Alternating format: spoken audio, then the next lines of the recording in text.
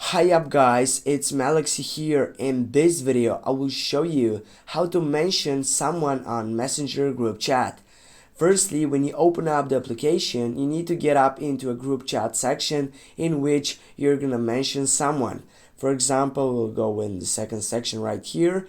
Before you mention someone, you need to go to your members and you need to see which sites are on this group chat section, because before you do that, you need simply to get off here on that keyboard side. You need to go for that selection, and here you can also mention everyone in this chat, but you can also mention someone, as I will go with this one.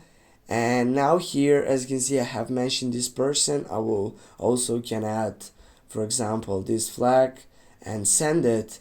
And now guys, you know how to mention someone on Messenger group chat. Thanks for watching. Don't forget to hit that like and share the video. See you soon.